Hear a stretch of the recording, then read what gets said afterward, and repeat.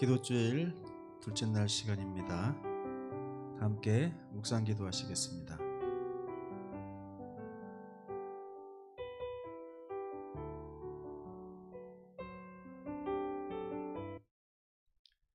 (170장입니다) 찬미 후에 강경훈 성도 기도하겠습니다. 나의 참된 친구 되신 구주 예수, 너는 그의 사랑 알고 있느냐? 그가 나를 바른 길로 이끄시네.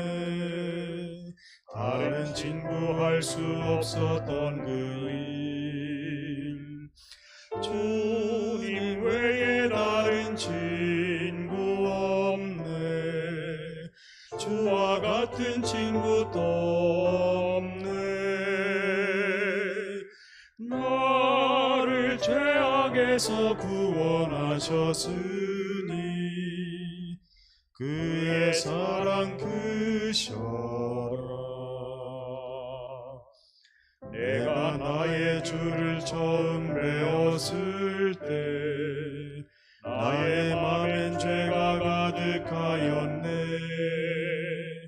사랑으로 나를 품에 안으셔서 옳은 길을 내게 가르치셨네. 주님 외에 다른 친구 없네. 주와 같은 친구 또 없네. 나를 죄악에서 구원하셨으니 그의 사랑 크셔라. 매일매일 나의 맘이 새로움은 주가 나를 사랑함을 알밀세. 죽을 나를 구속하신 참된 친구, 그와 만날 기쁜 나를 그리네. 주님 외에 다른 친구 없네. 주와 같은 친구 또 없네. 나를 죄악에서 구원하셨으니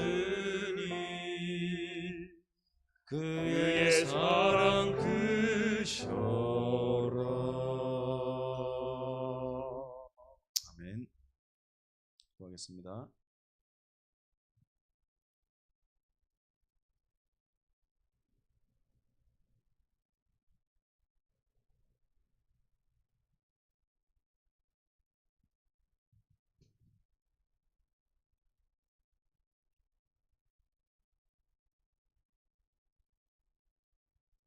하나님 아버지, 연말 기도 주일을 맞이하여 오늘도 찾아뵙게 되었습니다.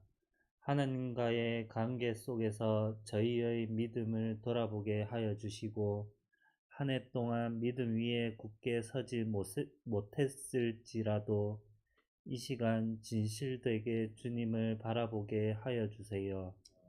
우리를 부르신 분은 주님이시니 언제나 우리를 기도와 말씀으로 무장하여 강하고 담대한 믿음으로 살아가게 도와주세요. 아멘. 예수님 이름으로 기도드립니다. 아멘. 하나님 아버지, 네, 오늘 둘째 날은 예수님의 제자로 성장하려면 그분의 임재를 경험해야 된다 하는 그런 내용입니다. 오늘은 서유린의 가정에서 준비를 했습니다. 낭독은 서정희 집사님께서 해주시겠습니다.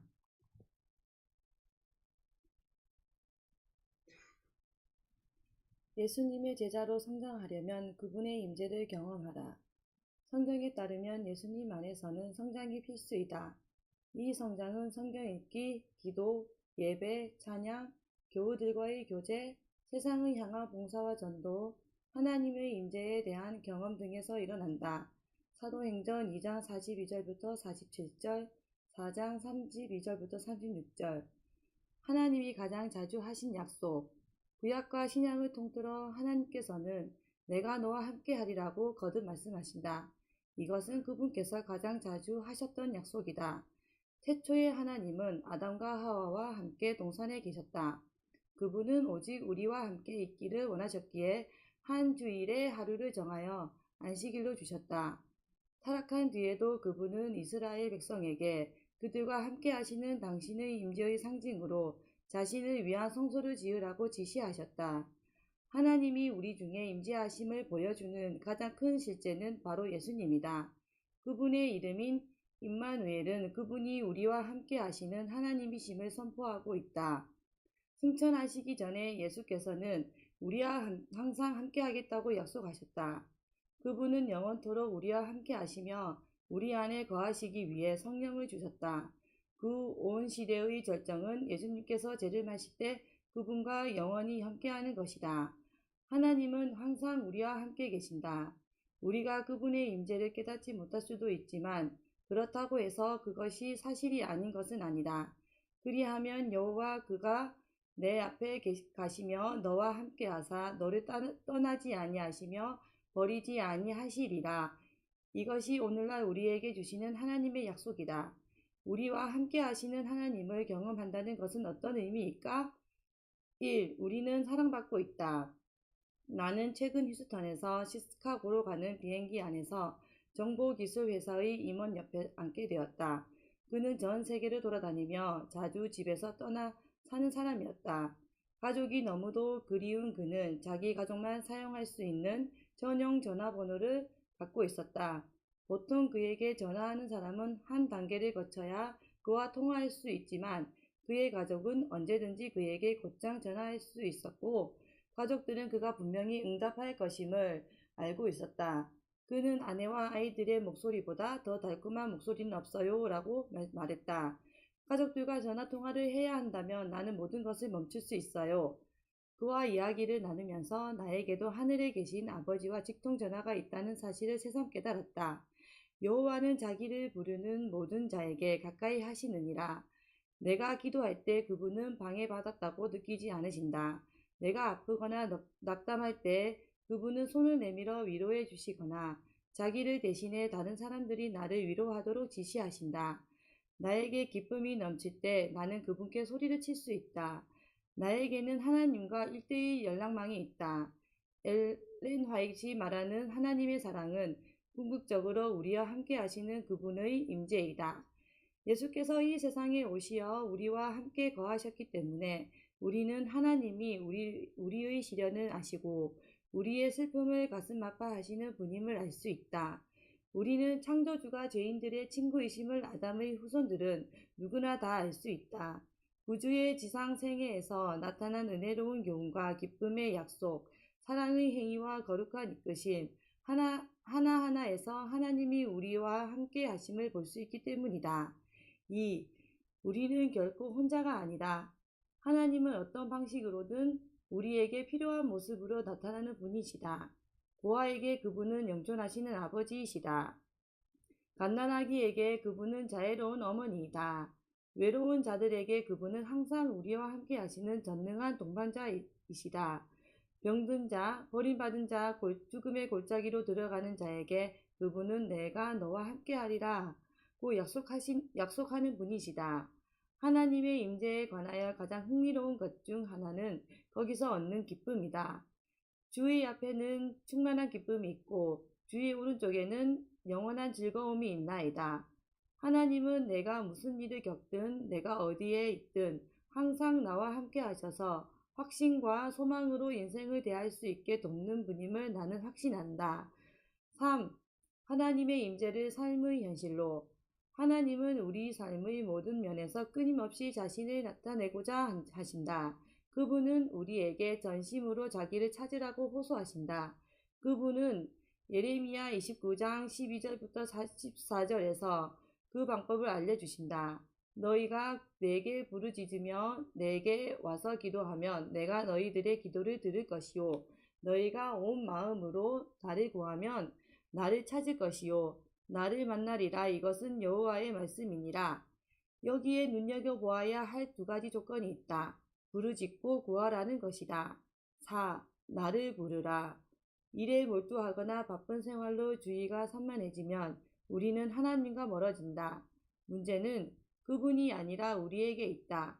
하나님이 가까이 계신다고 말은 하면서도 실제로 우리는 그런 확신으로 살지는 못한다. 삶에서 겪는 문제에 대하여 매일 그분께 이야기하라. 삶을 그분께 가져오라. 그분이 인도해 주시고 복 주시게 하라. 몇 주 전 나는 잠을 잘 이룰 수 없었다. 답답한 상황이 머릿속에 자꾸 떠올랐다. 안절부절 못하다가 일어나 TV를 보는데 계속해서 나를 불러다오 라는 부드러운 목소리가 들려왔다. 나는 성경을 펴서 사도행전 2장 25에서 26절을 찾았다. 나로 요동하지 않게 하기 위하여 그가 내 우편에 계시도다. 그러므로 내 마음이 기뻐하였고 내 혀도 즐거워하였으며 육체도 희망에 거하리라. 평화와 고요가 나를 덮었다. 나는 기도로 내 상황을 하나님께 아뢰었다. 그분의 임재는 나에게 기쁨과 희망을 주었고 나는 곧 잠이 들었다. 5. 나를 찾으라. 우리는 날마다 하나님을 부지런히 찾아야 한다. 만일 내가 겨우 몇 주에 한 번만 아내와 만나거나 시간을 같이 보내려고 했다면 우리의 결혼 생활은 그리 길지 못했을 것이다. 나는 나의 애정을 아내에게 확인시켜주고 싶고 의도적으로 함께할 시간을 계획한다. 결혼한 지 40년이 넘었지만 아내와 함께하면서 그에 대해 더 많이 알아가는 것이 즐겁다. 그와 마찬가지로 우리는 의도적으로 하나님을 찾아야 한다. 주의를 산만하게 하는 것들을 제쳐놓고 시간을 내어 하나님을 찾을 때 우리는 그분을 알게 되는 복을 누릴 것이다. 우리는 그의 부활의 능력으로 변화할 것이다. 매일 하나님의 임재를 간구하기로 결심하라. 그분은 바로 만날 수 있을 만큼 우리 곁에 가까이 계신다.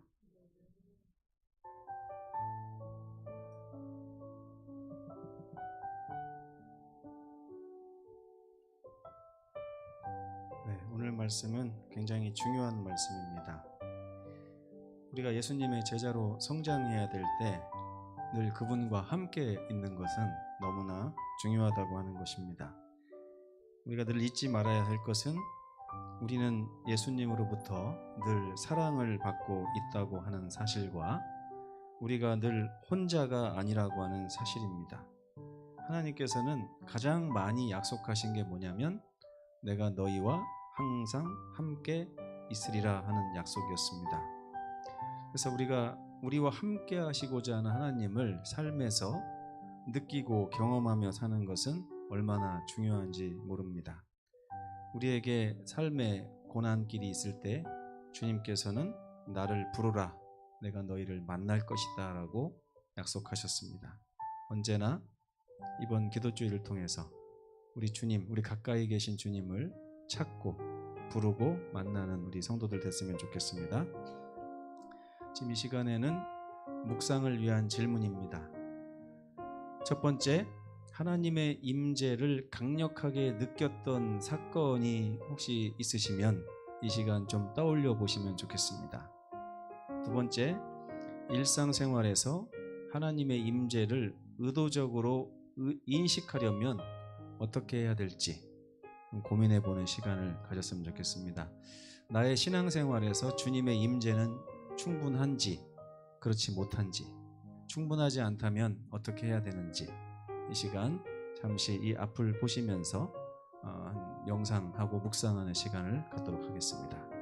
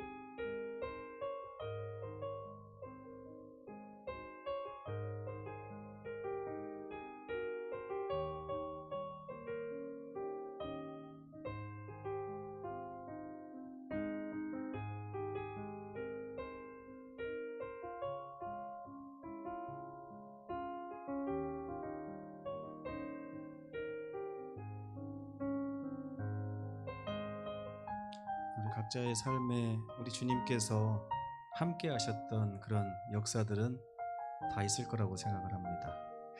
이제 두 번째, 일상생활에서 하나님의 임재를 의도적으로 인식하려면 어떻게 하는 게 좋을까요?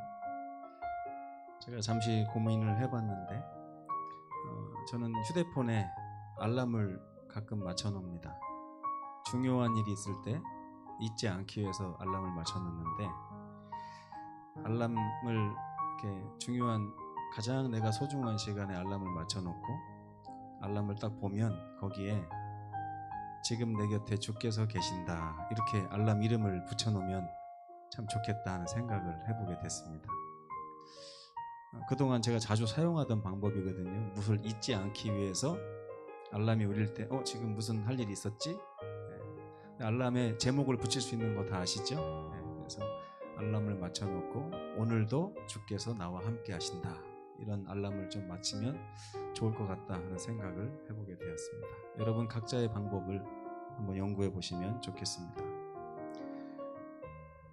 개인 기도 시간입니다. 첫 번째, 하나님의 임재 가운데 살아갈 수 있도록 기도해 주시기 바랍니다. 두 번째, 내 마음의 보좌에 예수께서 앉으실 수 있도록 기도해 주시기 바랍니다. 세 번째, 2023년부터 이제 신임 장로님이 되시는 우리 김장옥 집사님과 현상훈 집사님의 가정을 위해서 기도해 주시기 바랍니다.